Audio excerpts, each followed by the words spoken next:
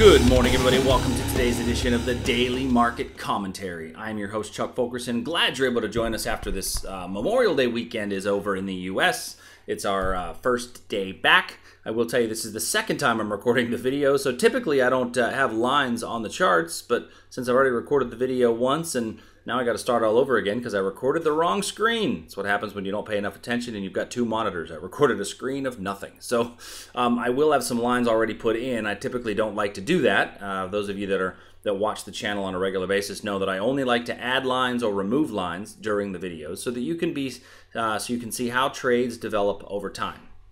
If you are new to the channel, do me a favor, click the subscribe button down below. And if you enjoy these videos, do me a favor, leave some comments, leave a like on the video. Those kind of things actually help the YouTube algorithm so that I show up more often on more people's feeds. So the more you can comment and like, the more it really helps us out so we can spread the message, if you will. So let's go ahead and dive right in. So starting with the S&P. Now what's happening in the overnight hours is we've gotten a little bit of a European bond crisis, if you will. The Italian government is freaking out, and it's scaring the European markets, I guess is the best way to put it. So we are down about 17 points in the pre-market trading of the ES. However, that 17 points mostly happened before the European markets opened. At the open of the European markets, we've kind of stabilized and just chopped along sideways since then.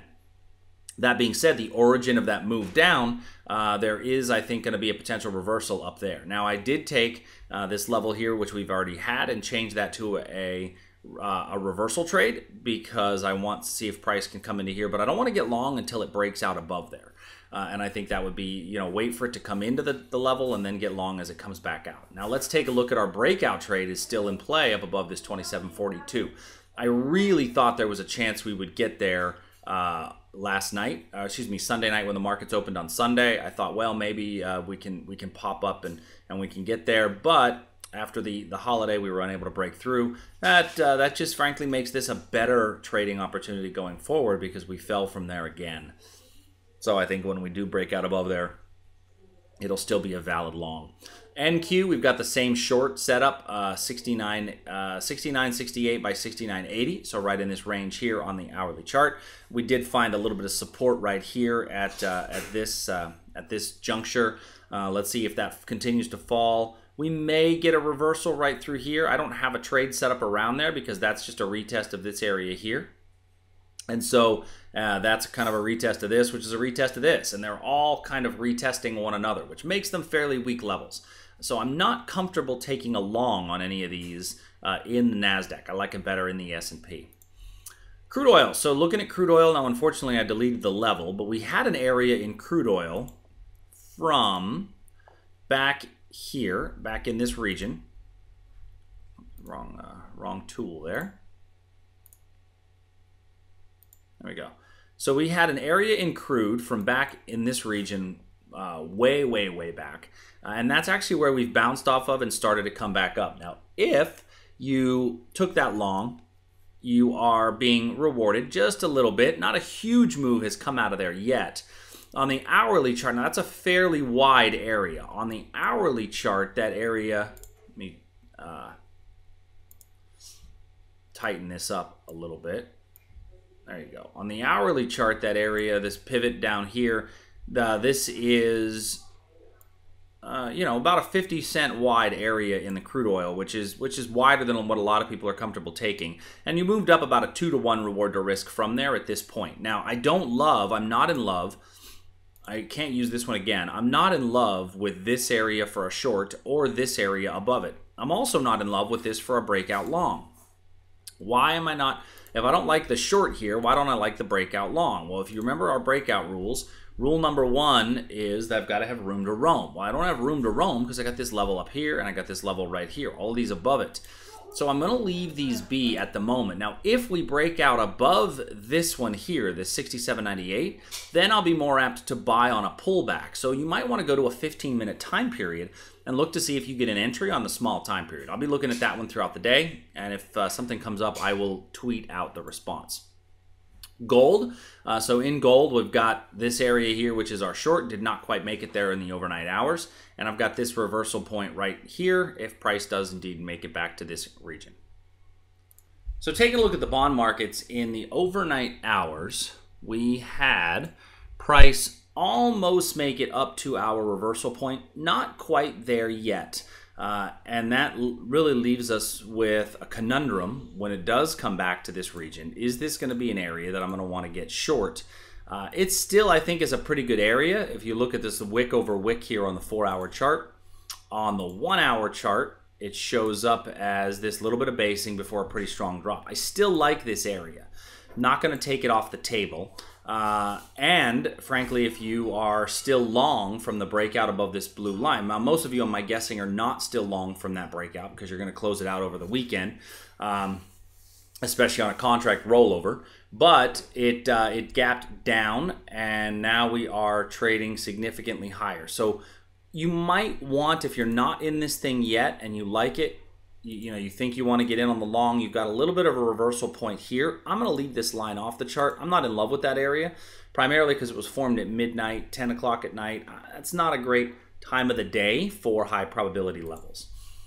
Really, in my currencies, I've got nothing to write home about today. So in the Aussie, I've got nothing that strikes me that's kind of sticking out. I didn't get a chance I didn't record yesterday, but looking at this on a 4-hour chart, you'll see that there is a pretty nice triangle breakout that happened here on the Aussie, which would bode it to continue to fall. And so then you might want to look for a reversal trade back up on the hourly chart. So if on the hourly we get a decent reversal, well, we already had one to this area right here. And this area got tested once, and now it's moving down from there. So I'm not a huge fan of it at this point.